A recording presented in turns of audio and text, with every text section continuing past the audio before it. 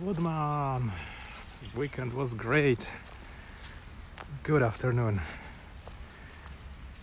I did some extra geocaching. This time I cycled a lot. I did few YouTube streams, YouTube lives of temples and the train, Mount Fuji. It was great. Felt really good. Morning was chilly, but later sunshine and very nice weather. 16 degrees Celsius. No sweat. And yesterday I was watching Vendée Globe. It just started. I think it's night over there now, so exciting.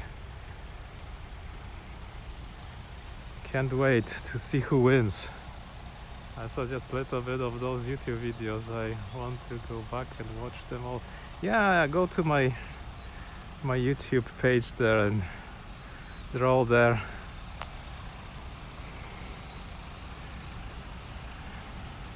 But if you're interested in sailing, then Vendée Globe. There's the one Japanese there. He's so hilarious. When he was leaving, he was wearing Japanese traditional hakama, traditional clothes, Japanese, like sort of a kimono, men's kimono, or actually archers from the 7th century kimono. Where are they sailing from? West France. What was it? Le Sable d'Olonne. Le Sable d'Olonne. It's like a port in western France with a channel. And they started, and it was almost a very weak wind. I think they are still stuck slowly in that wind, but it's night, so who knows, they might be sleeping. Hard to say, but I saw the boats actually change direction, so maybe they're not sleeping. I wonder how the Japanese will do. I think it's his 3rd race now.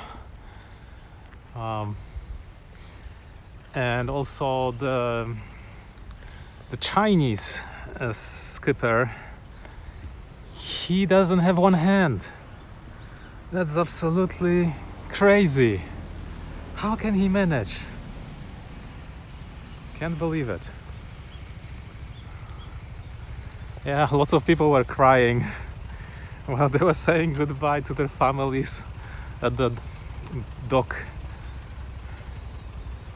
Yeah, this is solo. One boat, one skipper, solo, no assistance.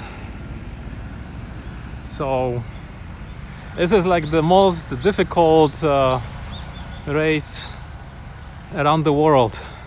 Like they call it the Mount Everest of the oceans.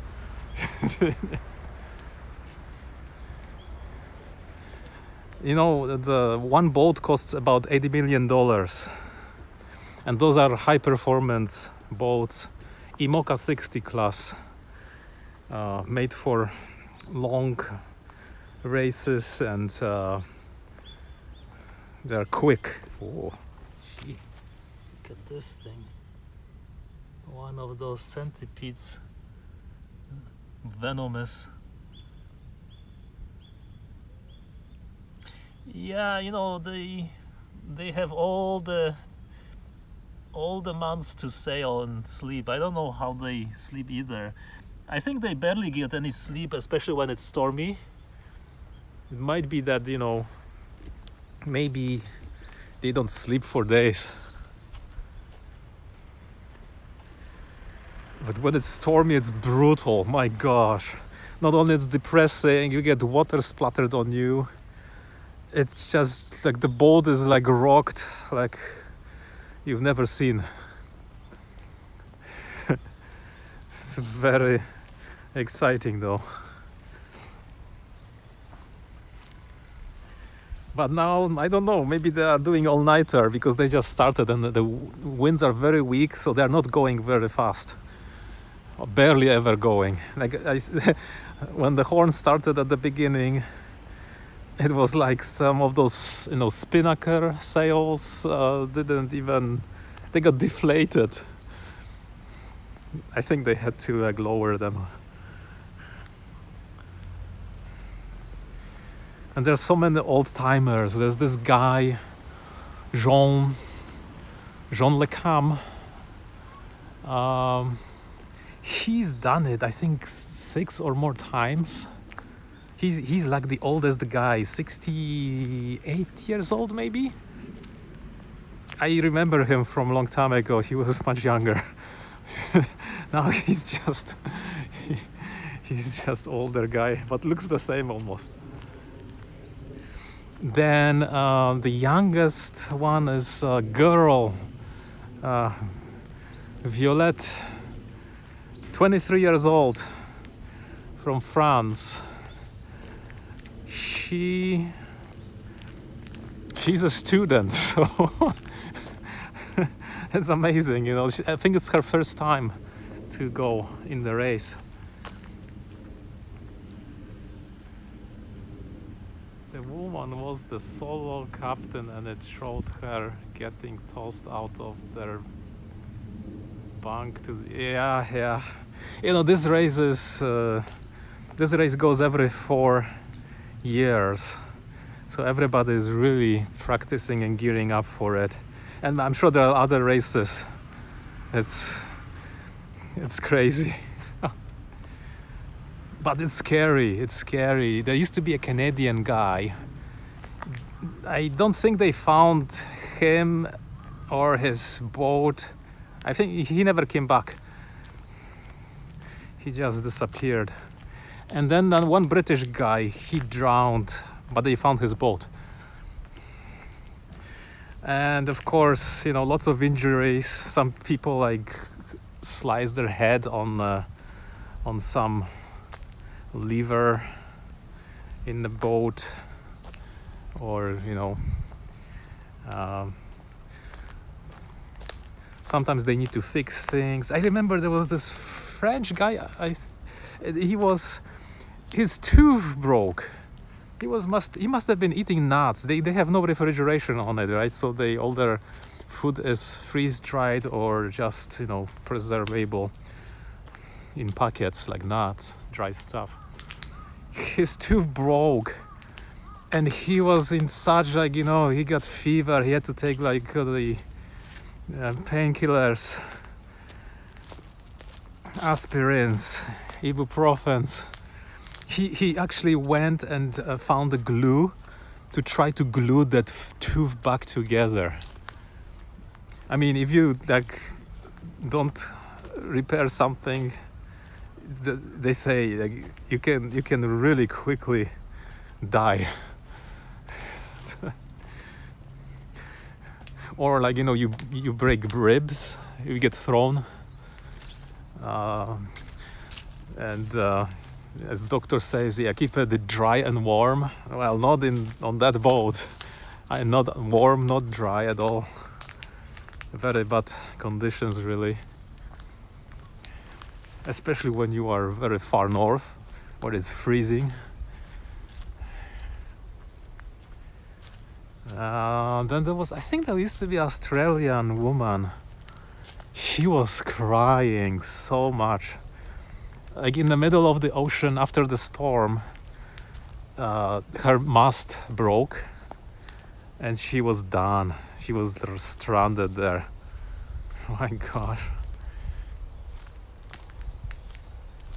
Yeah, nowhere to get fixed. There's no assistance at all. Whatever happens to you, man, you have to help, I don't know, immobilize your fractures or hopefully don't get injured. I think the guy who broke his bones or ribs, I think it was like a sudden deceleration. These boats can go up to 70 kilometers per hour, so if you hit something, ouch, it's gonna shake, you're gonna be thrown. Very, very exciting. Oh, I remember there was another guy. So he was sailing at night, right? And probably sleeping, and he couldn't see anything. He had like a buoy on the, the floating thing on the ocean. He hit that with such force that it made a hole in his hull. He was trying to repair it, and the boat was like getting water inside. I remember he managed to pump it out, or like, do something to stop it. But outside, the hole was just, whoa, it looked really bad.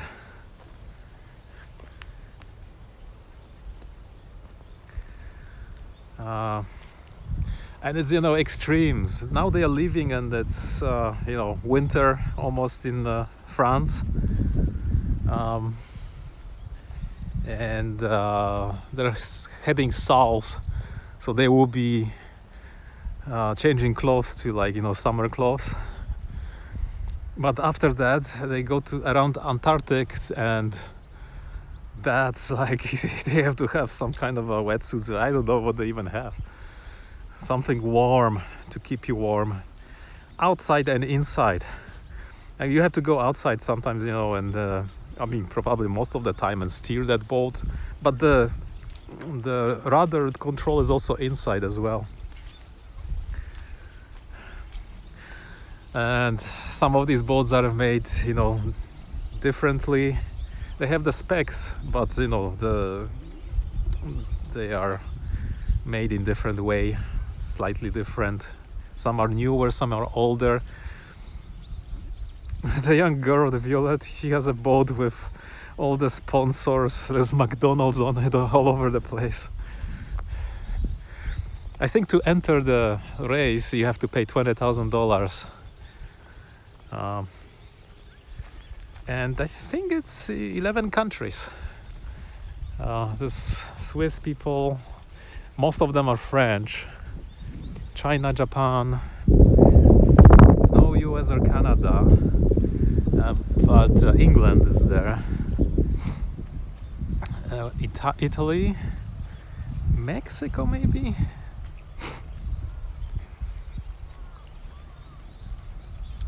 Yeah.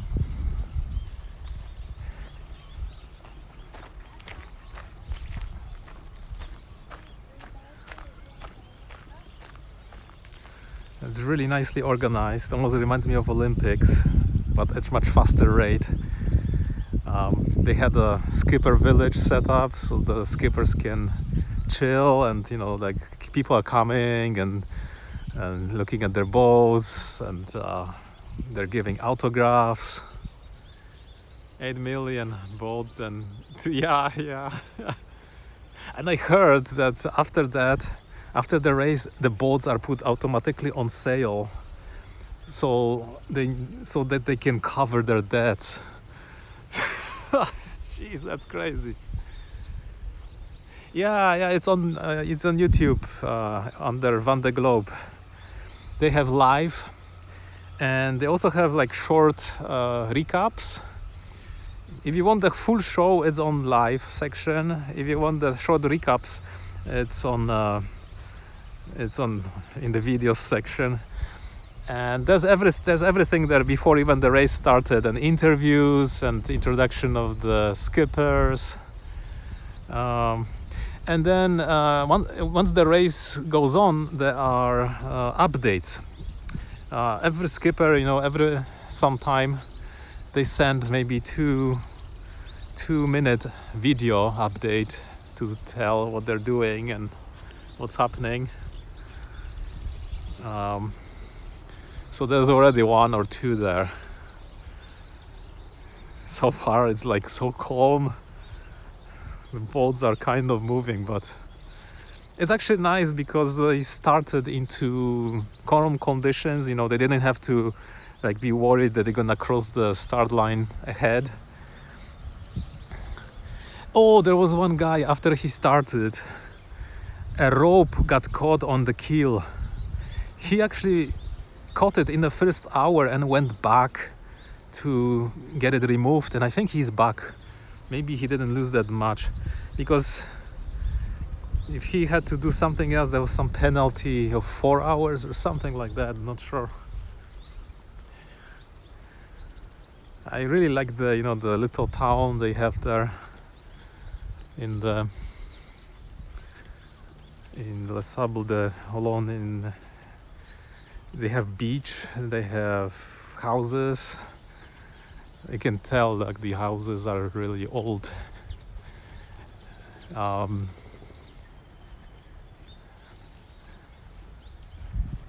It's a completely different world, very European.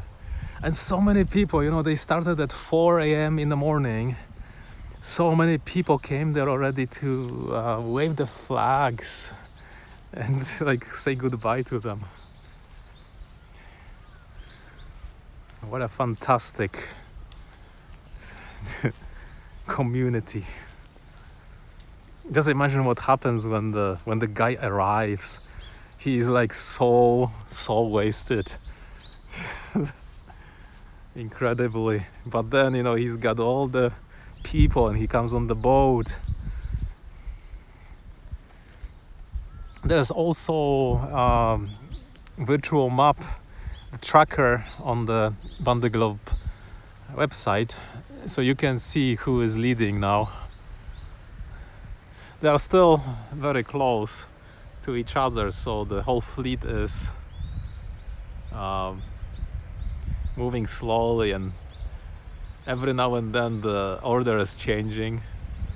I think in the morning here the young girl was leading or was in the third place. Now it changed.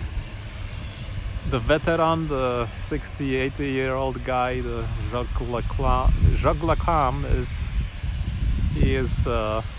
he's somewhere there in the middle, but he was pretty in a good position.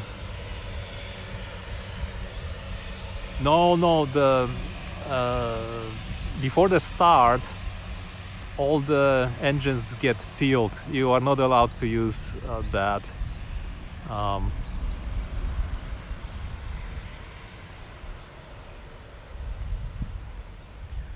So it's that stuff. Unless, you know, it's emergency, then you have to unseal it and use it. But then, you know, I don't know how far can you go with that engine if you are at the end of the world. Maybe it can take you somewhere to some port, but the distances are enormous. My goodness.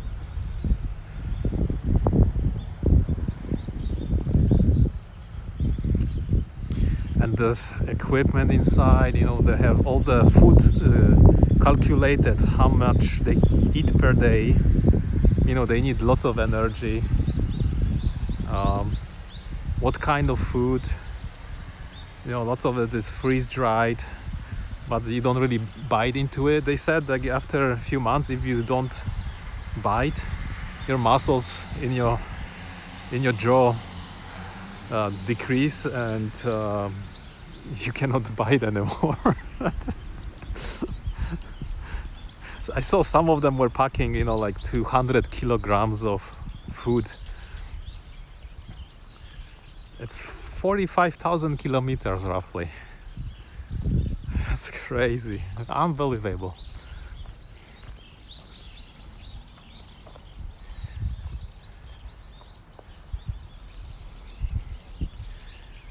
Like the bags were divided.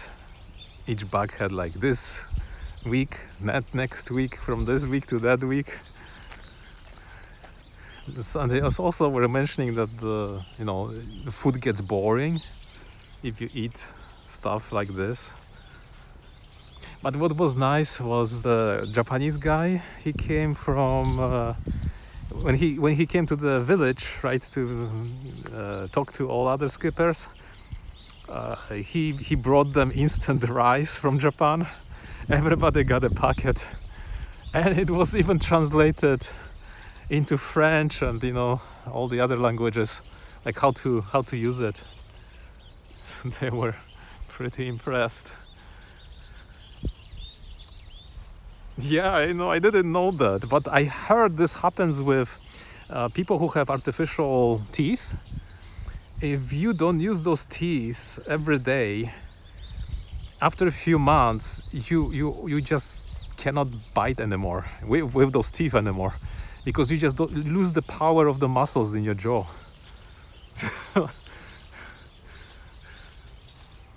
I wonder how long it will take them to finish. It takes about, a record is 76-ish days. But, who knows? They estimate, anything from 80 to 100 days. Can you believe it? Can you stand on a boat that long? That would be crazy. You have to always do something, or you go crazy cabin fever. It's very difficult. And of course, when it rains, some people, they just cannot take it. They just, psychologically, it's really, really hard. It's like being on Mount Everest and dying somewhere. I mean, it's depressive enough if you go up to Mount Fuji when it's rain. My gosh, it's unimaginable how depressing it is. It's cold, you're wet, the clouds are flying with horizontal rain in your face or anything, you cannot get warm, you are noxious, there's no oxygen, complete blitzkrieg. You want to cry almost and curl up and die. It's almost like that. Yeah, I don't think I could stand that long. These, they do some races and they have training. First they do normal, lake. Then they move to seas or bigger. And then in the end they move to open waters, like ocean.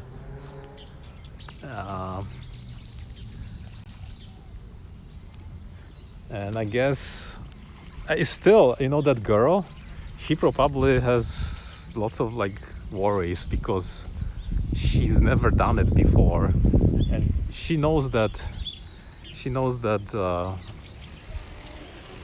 the weather, the Cape Horn, the weather there is crazy. I think this is the most treacherous, dangerous place on earth for the ships, like sail ships, because the weather there rips and the currents are crazy. There must be so many shipwrecks there. I've seen some guys going there. It's just blitzkrieg of wind and rain and waves. These waves, they look like they're gonna shred your boat. I mean, the boat is 18 meters long. So, and the mast, I think 29 or 35 meters high. If something gets tangled up there, you gotta go up and climb it. If I climb mountains here and I see something 7 meters high, my legs are already no way, I'm not going there. Imagine going up 30 meters or something like that. Very scary. I don't think you have to, you cannot be afraid of heights to do some repairs. Or your sails get ripped, you have to repair them. There are some repair kits. Solder them together, you have to get them down, you have to know how to install them. Very technical. Yeah. This is the right place, I think, the Cape Horn. Imagine if people were there in the Middle Ages, sailing, that must have been so crazy.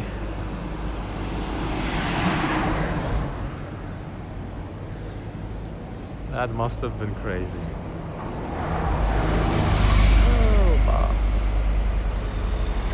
Go up on mast and get stuck up there by yourself. Oh, I heard it's very scary, especially on open ocean.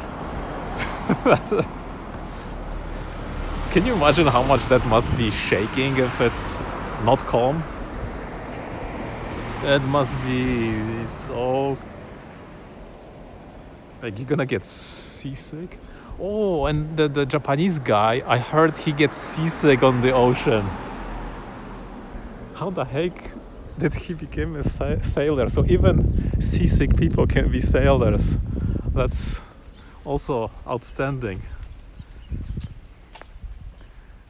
Maybe he has some Chinese medicine to go with his seasickness. Yeah.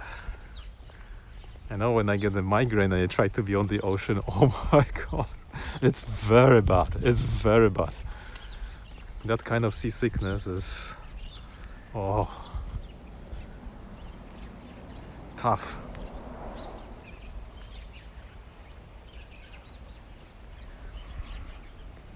And all the, the autopilots and the pulleys, man, those kind of boats are so advanced. I've never been on one like that. They have these foils at the side.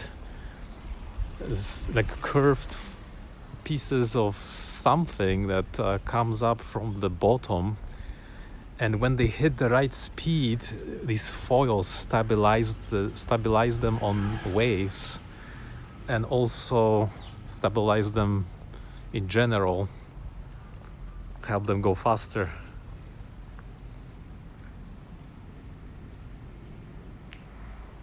Yeah, I wonder, maybe it's possible to do that. In general, I don't get seasick unless my headache comes. Then it's terrible. Maybe I just wonder. Oh, this is a beautiful tree. Look at this.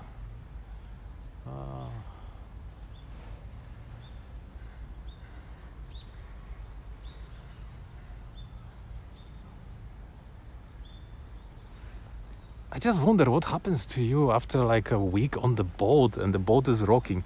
I can tell you, when I was sailing, after like 6 hours, when I get on land, it feels like the land is rocking. It doesn't feel good at all. Like, you really want to go back to the boat. It's very funny. What happens after like 1 month? Can you get used to that, or does it erase when you are not on the boat, or do you dream next 6 months you are sailing in your bed? What if you get that and you think the boat is rocking but it's not rocking, but you get seasick from it and you just feel noxious all the time on firm land? I can tell you, like in Japan, when there are lots of earthquakes in one go, you have this feeling. Like you think the ground is shaking, but in reality it's not shaking. And you get noxious from it too. Very strange feeling.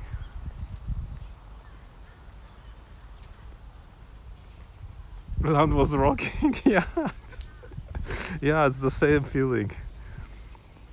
I guess cruises maybe are bigger ships. Maybe you don't feel that, but in a tiny boat, that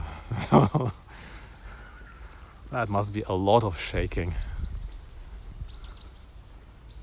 Oh, this changes colors too. Beautiful yellows.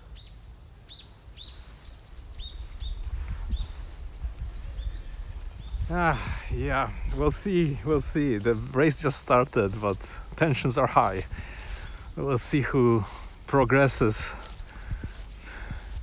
I just saw the Chinese guy switching course. He's like away from everybody. His secret techniques are coming to play. We'll see where he ends up in few hours or tomorrow. Anyway, you can watch it on YouTube. They will have some recaps every day. So take care. I gotta go and see if there's anything new. Take care for now. Thanks for coming. Bye. Stopping now.